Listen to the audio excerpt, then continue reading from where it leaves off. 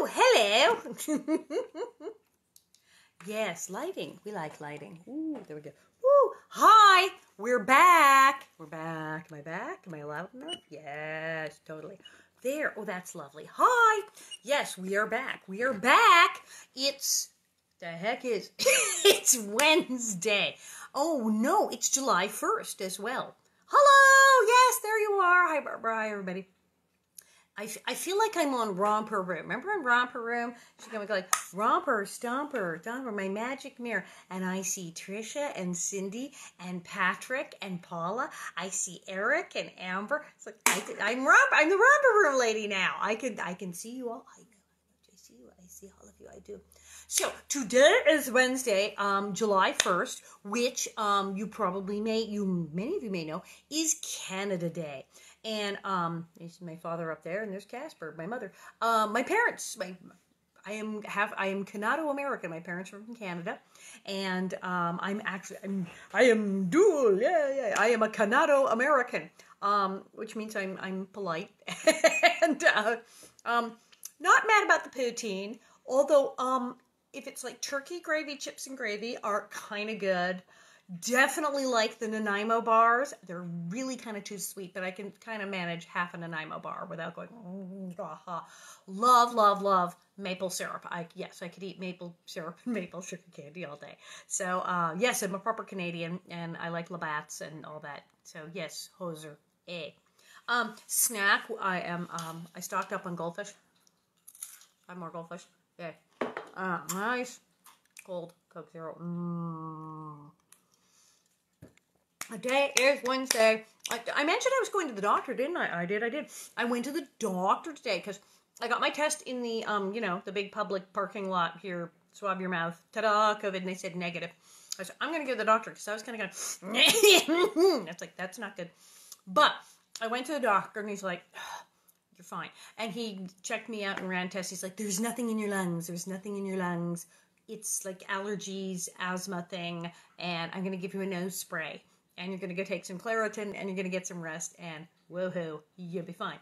And then, remember I said I went to the park, and I got my little test with the mouth swabby, because I said, oh, the Q-tip up the nose, it's very thorough, but, I'm like, very wussy-y, all ew, icky, about, like, things up my nose, down my throat. And so I go to the doctor, and the first thing he did, he pulls out the giant Q-tip and goes, here, hold still. And I'm like, And he said the mouth swab is very accurate, though. He says sometimes it is more accurate than the nose one, depending who's doing it, because sometimes people doing the nose one don't put the Q-tip far enough up your nose. And so sometimes the mouth one then winds up being more accurate. It all sounds awful, but he stuck a thing up my nose, both nostrils, and I didn't like it at all. It was quite unpleasant. I was like, ow. But I'm a giant wuss. Blood, you can take blood all day. Sticking Q-tips up my nose, I was like, I had a big Nellie fit, but it worked. He was very quick. And he says, yeah, you're fine. So I have been, and it wasn't just he tested me for like everything. So in case I have some infection on top of my weird allergic irritant thing, he will check that too. So yes, I was thoroughly checked by a doctor, and he's like, you're not running a fever, you don't have it, you're good. So yay, and I'm gonna go pick up a prescription for weird nose spray and feel way better. Yay! So we're still going to read this book. In addition to Canada Day, it is also National Postal Worker Day, National U.S. Postage Stamp Day, and National Creative Ice Cream Flavors Day. National Ginger Snap Day. That's what we need, ginger snap ice cream. I love the post office. Hey, I mail your stuff. I got mail going out today. I also love the post office. My husband Bob actually worked for the post office when he was very young because his dad, my father-in-law, is a retired postal worker. We are a postal family in this house. We love our post office, so woohoo. Hey, I checked in with Dean Butler, and of course he's going to read again. I'm reading today. I'm going to read A Cold Ride, and what a cold ride it is, because remember Laura told Alonzo, No, I don't want to ride with you. I'm not interested. No, you're not my beau. And he's like, okay. And then he shows up anyway to drive her home. So I read that. And then things start to pick up, with Alonzo and Laura. So Dean is going to read tomorrow. You had a manly Monday. You're getting a manly Thursday too. And then I'll read, and then he's going to come back, and then he's going to have to read a bunch because we've got like marriage proposals and weddings. Of course, I'm making him do that. Of course, Dean's going to read the marriage proposal scene where Almanzo proposes to Laura. Of course he's going to. So, I am going to now read A Cold Ride. Cold in more ways than one, because she already told him she's not interested. She totally is. She just didn't know it yet. Yeah.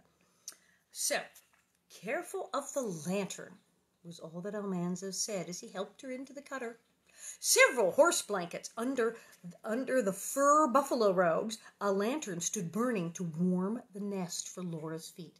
He not only came all the way out, even after she told him to go away, and he was like, no, okay, if you insist. He came back out. It's a horrible storm. It's freezing cold. He put a little lantern in the thing under the blankets to warm her feet. This is how nice Almanzo is, okay?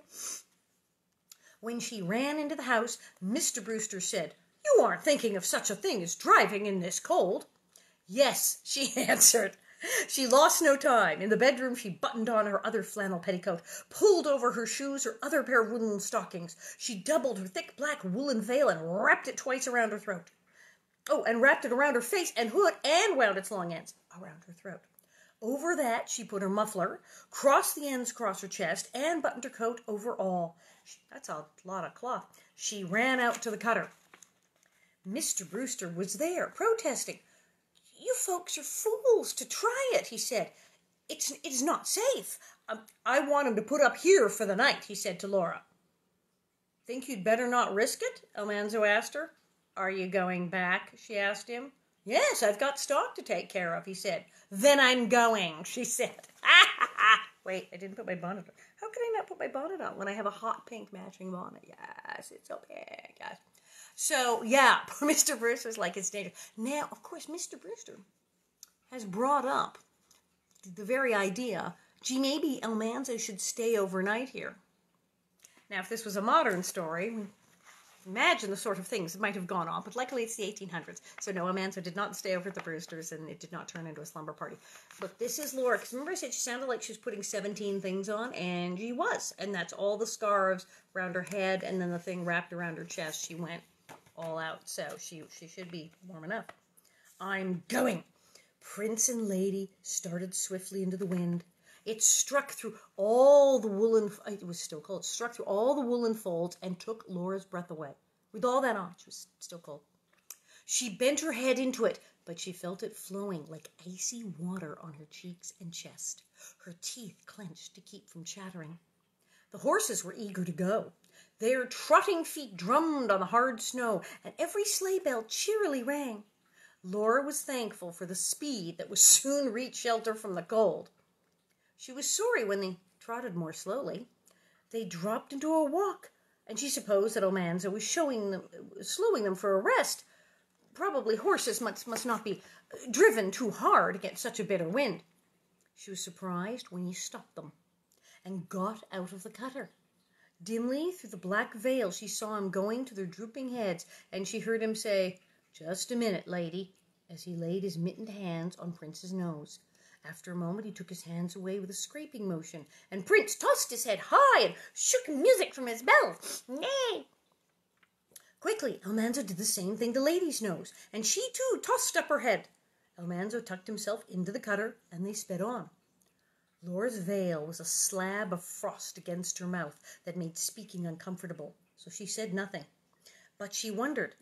Almanzo's fur cap came down to his eyebrows, and his muffler covered his face to his eyes. His breath froze white on the fur and along the muffler's edge. He drove with one hand, keeping the other under the robes, and often changing so that neither hand would freeze. These people have gloves? I think he had gloves and he was still freezing. The horses trotted more slowly again, and again he got out and went to hold his hand on their noses. When he came back, Laura asked him, What's the matter?" He answered, "Their breath freezes over their noses till they can't breathe. Have to thaw it off." They said no more. Laura remembered the cattle drifting in the October blizzard that began that hard winter. Their breath had smothered them till they would have died if Pa had not broken the ice from their noses. Remember those cows? He went out and went, why are those cows' heads stuck to the ground? And he had to go out and like unfreeze their heads from the ground where their breath had frozen. Awful, awful, and awful. The cold was piercing through the buffalo robes. Buffalo robes. We're talking the giant buffalo pelts, and it's like still called buffalo robes. It crept through Laura's wool coat and woolen dress, through all her flannel petticoats, and the 2 pairs of woolen stockings drawn over the folded legs of her warm flannel union suit. Well, she's wearing long underwear and stockings and 2 petticoats, and oh my God. In spite of the heat from the lantern, her feet and her legs grew cold. Her clenched jaws ached, and 2 sharp little aches began at her temples. Freezing so bad she's getting a headache. Almanza reached across and pulled the robes higher, tucking them behind her elbows. Cold? He asked. No, Laura answered clearly. She's freezing. What? It was all she could say without letting her teeth chatter. It was not true, but he knew that she meant she was not so cold that she could not bear it. There was nothing to do but go on, and she knew that he was cold too. Again, he stopped the horses and got out into the wind to thaw the ice from their noses. Again, the bells rang out merrily. The sound seemed as cruel now as the merciless wind. Though her veil made a darkness, she could see that the sun was shining bright on the white prairie. Almanzo came back into the cutter. All right, he asked. Yes, she said. I've got to stop every couple of miles. They can't make more, he explained. Laura's heart sank. Then they had come only 6 miles. There were still 6 miles to go. They went on swiftly against the cutting wind. In spite of all she could do, Laura shook all over. Pressing her knees tight together, still did not stop the shaking. The lantern beside her feet under the fur robe seemed to give no warmth. The pains bored into her temples, and a knot of pain tightened in her middle. She's starting to get hypothermia and get sick from the cold. She's actually almost freezing to death. This is not good at all. It seemed a long time before the horses slowed again, and again Almanzo stopped them. The bells rang out, first priests, then ladies. Almanzo was clumsy getting into the cutter again. You all right? He asked. Yeah, she said. She was growing more used to the cold. It did not hurt so much.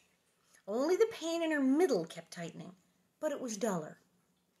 The sound of the wind and the bells and the cutter's runners on the snow all blended into one monotonous sound, rather pleasant.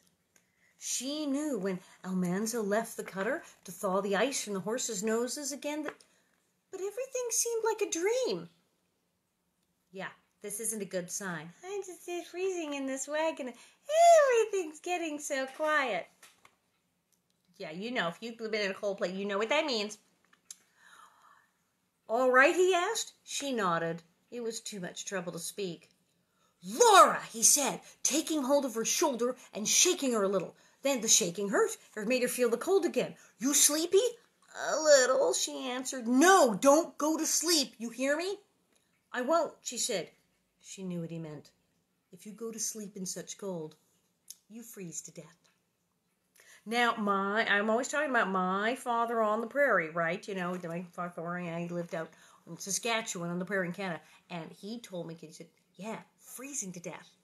You get in the snow and first you're cold and then you're like, oh, I'm not so cold. I'm kind of warm and very, very, very sleepy. And you fall asleep. And he said, you freeze to death and you think you're warm and you start falling asleep. He said, it's horrible when people freeze to death. They lie down in the snow and just go to sleep and freeze to death. It's very dangerous. You have to stay awake. Terrible, terrible, terrible. The horses stopped again. Oh, Almanzo asked, you making it all right? Yes, she said. He went to take the ice from the horses' noses. When he came back, he said, it's not far now. She knew he wanted her to answer. She said, that's good. Sleepiness kept coming over her in long, warm waves, though she was holding her eyes wide open. She shook her head, took burning gulps of air, and struggled awake. But another wave of sleepiness came, and another. Often, when she was too tired to struggle any longer, Almanzo's voice helped her. She heard him ask, "All right?" He's checking to make sure she's alive. He's not going, "You all right?" He's going, "You still awake and not passed out in a coma and freezing." That's it. "Yes," she said, and for a moment she would be awake. She heard the sleigh bells clearly and felt the wind blowing. Then another wave came. Yikes. "Here we are," she heard him say. "Ah, yes," she answered. Then suddenly she knew that they were at the back door of home. The wind was not so strong here. Its force was broken by the building on the other side of 2nd Street. Almanzo lifted the ropes and she tried to get out of the cutter, but she was too stiff. She could not stand up. The door flashed open and Ma took hold of her, exclaiming, "My goodness, are you frozen?" "I am afraid she's pretty cold," Almanzo said. "Get those horses into shelter before they freeze," Pa said. "We'll take care of her." The sleigh bells dashed away, while with Pa and Ma holding her arms, Laura stumbled into the kitchen. "Take off her shoes, Carrie," Ma said, as she peeled off Laura's veil and knitted woolen hood. The frost of her breath had frozen the veil to the hood, and they came away together. "Your face is red," Ma said in relief. "I'm thankful it isn't white and frozen." "Yes, because when you freeze to death, there's the going like red thing, and then when you start to go white, yeah, that's no good. And you go, that's when you go waxy. That means you get damage, get frostbite and damage back." "I'm only numb," Laura said. Her feet were not frozen either, though she could hardly feel Pa's hands rubbing them. Now in the warm room, she began to shake from head to foot and her teeth chattered. "Oh, that's good. That means she's not going to die." She sat close by the stove while she drank the hot ginger tea that Ma made for her, but she could not get warm. She had been cold so long, ever since she got out of bed that morning. In the Brewsters' cold kitchen, her place at the table was farthest from the stove and near the window. Then came the long walk through the snow to school, with the wind blowing against her and whirling up under her skirts, the long cold day in the schoolhouse, and then the long ride home. But there was nothing to complain of, for now she was at home. "You took a long chance, Laura," Pa said soberly. "I did not know that Wilder was starting till he had gone, and then I was sure he'd stay at Brewster's. It was 40 below zero when that crazy fellow started, and the thermometer froze soon afterwards. It has been steadily growing colder ever since. There's no telling how cold it is now. Have you ever been in 40 below weather?" Yeah, okay, so I got booked into this show. A French bedroom farce called In One Bed and Out the Other, based on the French play Une Nuit chez vous, Madame, One Night at Your House, Madam. And it was in Edmonton, Alberta, in Canada. Do you know how far north Edmonton, Alberta is? Edmonton, Alberta, and it started in November. Rehearsals began in November, and it opened around Thanksgiving, and then it was all through December. It was the Christmas show, and it went through into January. November, December, and January in Edmonton, Alberta. That's like the coldest place in the world in the coldest time period. And they were having a particularly bad winter. They said it was the coldest winter in 40 years. And there I was, Miss California, in, I got hair in my face, freezing in Edmonton. And I had a good coat, and I bought a bunch of warm clothes up there. But it was really cold. People got frostbite. And it would go to, they said, well, because it was, they would give you the Celsius, because Canada. So there was Celsius and Fahrenheit. And it was hard to keep track, except when it got down, because, was it 36 or 30, 32, is 0 Celsius is freezing, and or 30, but once it starts going below 0, they start to even out, and at 40 below 0, it no longer matters if it's Fahrenheit or Celsius, because it's just so cold, it doesn't even make any difference anymore. 40 below, with snow, with blizzard, with wind, and they had what they called the freeze factor, a chill factor, that if you went outside and you didn't, like Laura, wrap your face in scarves, they would say, today is a freeze factor of 5 seconds. And that was how many seconds you had before your face froze and you'd sustained like permanent damage. Ah! And you had to plug your car in. They had these posts outside buildings and businesses and the hotel where you plug this thing into your engine block so the engine block of your car didn't freeze solid and crack. I was like, this is like living on the moon. People do this. I was so cold. I like freaked out. It was, but I did it. I survived. I did it. I did 3 months of the freezing cold. Brr. Didn't care for it. So, yes, there they are. It's like that cold. So there's Pa telling her she's going to get frostbite, that she nearly froze to death. She almost fell asleep and froze. And he said, there's no telling how cold it could be now. And Laura says, all's well that ends well, Pa. Laura answered him with a shaky laugh. It's his favorite. It seemed to her that she never would get warm, but it was wonderful to eat supper in the happy kitchen and then to sleep safely in her own bed. Oh, no people with knives coming in the night like at the Brewsters. She woke to find the weather moderating. At breakfast, Pa said that the temperature was near 20 below zero. Woohoo! The cold snap was over. Oh, it's only 20 below zero. The cold snap's over. In church that Sunday morning, Laura thought how foolish she had been to let herself be so miserable and frightened. There were only 2 weeks more, and then she could come home to stay. While Almanza was driving her out to the Brewsters that afternoon, she thanked him for taking her home that week. No need for thanks, he said. You knew I would. Why, no, I didn't, she answered honestly. She told him, I'm not interested.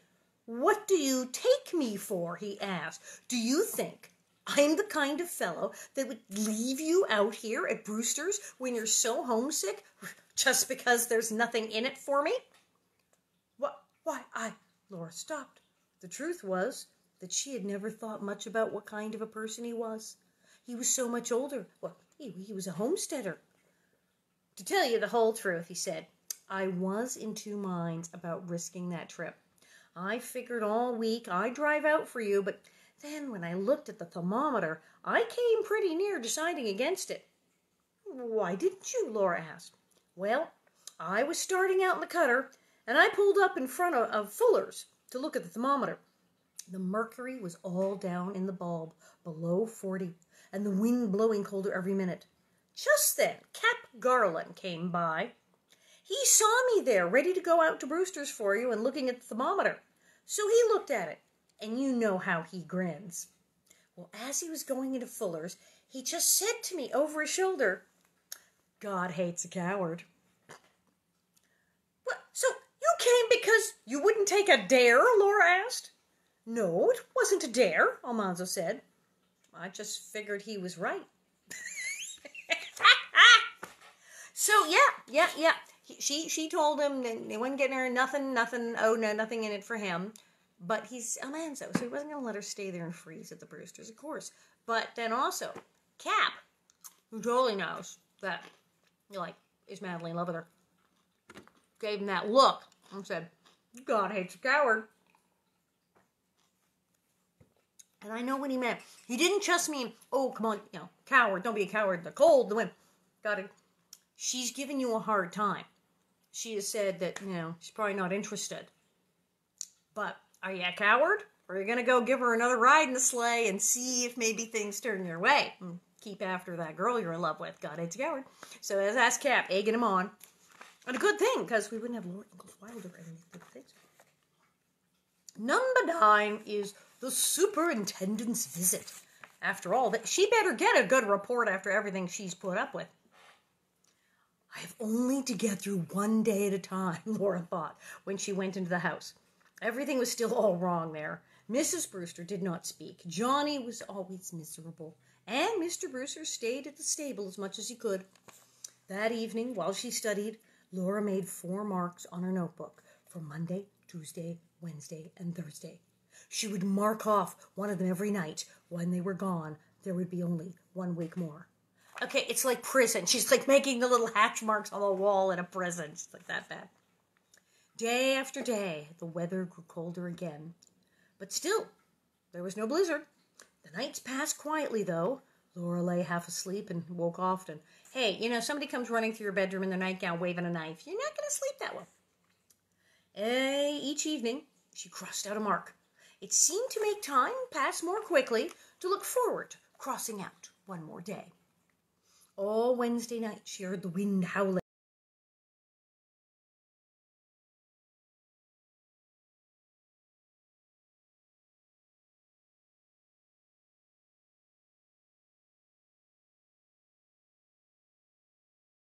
Across the prairie. Laura gladly faced it as she fought her way to the school shanty, breaking her path again. Breaking around, do the plowing of her own street. Snow was blowing through the cracks, and once more she let her pupils stand by the stove to study. But slowly, the red-hot stove warmed the room, until at recess Laura could hardly see her breath when she blew it above Clarence's back seat. You can see your breath indoors, in the room. Okay, I think it's too cold. There you go. So when she called the school to order, she said, "The room is warmer now. You may take your seats." They were hardly in their places when a sudden knock sounded on the door. Who could it be? She wondered. As she hurried to the door, she glanced through the window, but nothing was to be seen. At the door stood Mr. Williams, the county superintendent of schools. His blanketed team stood tied to a corner of the school shanty. The soft snow had muffled the sounds of their coming, and they had no bells. This was the test of Laura's teaching, and how thankful she was that the pupils were in their seats. Mr. Williams smiled pleasantly as she gave him her chair by the red-hot stove. Every pupil bent studiously to work, but Laura could feel how alert and tense they were. She was so nervous that it was hard to keep her voice low and steady. It heartened her that each one tried hard to do his best for her. Even Charles made an effort and surpassed himself. Mr. Williams sat listening to recitation after recitation, while the wind blew low and loud and the snow drifted through the cracks in the walls. So, can you imagine? Not only is he come to, just look over her paperwork or watch her teach. No, he's going to sit there and the whole class are going to do the recitations, and he's going to see if she's got them behaving and if she's got them up to grade level. Yikes! And considering how it started, I hope this works. Charles raised his hand and asked, "Please, may I come to the stove to warm?" Laura said that he might, and without thinking to ask permission, Martha came too. Oh, I hope they don't take points off for letting people not freeze to death. Jeez. They were studying from the same book. When their hands were warm, they went back to their seat quietly, but without asking permission. It did not speak well for Laura's discipline. "It's freezing! There's snow coming through the wall." Good heavens, let them stand by the stove. Just before noon, Mr. Williams said that he must go. Then Laura must ask him if he wished to speak to the school. "Yes, I do," he answered grimly. And as he rose to his full height of 6 feet, Laura's heart stood still. Desperately, she wondered what she had done that was wrong.